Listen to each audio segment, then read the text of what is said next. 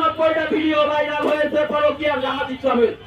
আপনারা যদি দেখতে চান এটা সার্চ দিলেই পাবেন, ফেসবুকে বা ইউটিউবে এটা সার্চ দিলেই পাবেন। আমি মনে করি বাংলাদেশ সরকারের উচিত তাকে দ্রুত গ্রেপ্তার করা, কারণ আইনের আওতায় আনা। আওয়ামী লীগের তাছাড়া দালাল ছিল, তার 14 গোষ্ঠী আওয়ামী লীগ করত, এটা তার মুখের ভাষ্য। এখন আপনারা দেখতে পাচ্ছেন সে যে কাজটি করেছে, সে তার সাথে আমরা শিওর যে আওয়ামী লীগের ইন্ধন আছে, শুধু জামাত শিবিরের দ্বারা এটা সম্ভব না। আমি এর যে নিবন্ধন বাতিল ছিল, আমি চাই জামাত ইসলামের নিবন্ধন আবার বাতিল হোক, কারণ স্বাধীনতা বিরোধী এবং দেশের অরাজকতা সৃষ্টি করে তারা কোনো ভালো একটা দল হতে পারে না।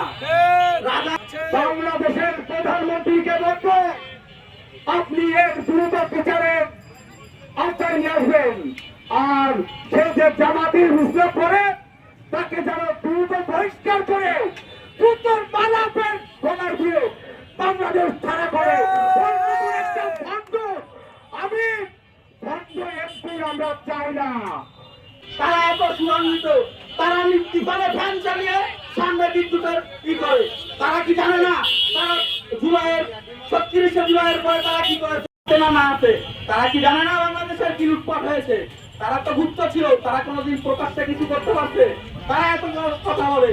বাংলাদেশের স্বাধীনতা বিরোধী দলের কোন স্থান থাকা উচিত না। আমির হামজাকে গ্রেফতারের দাবি জানাচ্ছি প্রশাসনের কাছে। এই আমির হামজা ইসলামিক লেবাস ধারণ করে ইতপূর্বে যখন রাজ্যের সরকার এই দেশে ছিল তখন তিনি সুবিধা নিয়ে বলেছেন আমার 14 গোষ্ঠী আওয়ামী লীগ। তার নানা আওয়ামী লীগের চেয়ারম্যান ছিল, সে নিজে আওয়ামী লীগ করে, তার 14 বংশ আওয়ামী লীগ করে, সেই ঘোষণাকে বিভিন্ন মাহফিলে জানিয়েছেন। আর এখন তিনি জামাতে ইসলামের এমপি হয়ে তিনি গণ অধিকার পরিষদেরকে বলছেন বাংলাদেশে গণ অধিকার পরিষদের কোন লোক আছে কিনা, সভাপতি সেক্রেটারি ছাড়া। যদি বাংলাদেশে কোন জায়গায় গণ অধিকার পরিষদের সভাপতি সেক্রেটারি না থাকে, আমি তাকে উদ্দেশ্য করে বলবো, আপনারা কোথায় ছিলেন এক পর্যন্ত? আপনার জামাতে ইসলাম কোথায় ছিল? আপনারা সারা জীবন ঘুরতে ছিলেন, ঘুরতেই থেকেছেন।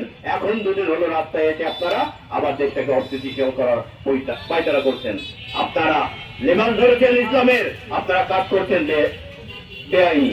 আপনাদের ভিতরে যে ধরনের দুর্নীতি, যে ধরনের বেলালনা দেখা যায়, তা আমরা 2018 সালে কোটা রাজনীতির থেকে উঠে আসা দল, আমরা কোন রক কাটা সন্ত্রাসকে আর বাংলাদেশে দেখতে চাই না।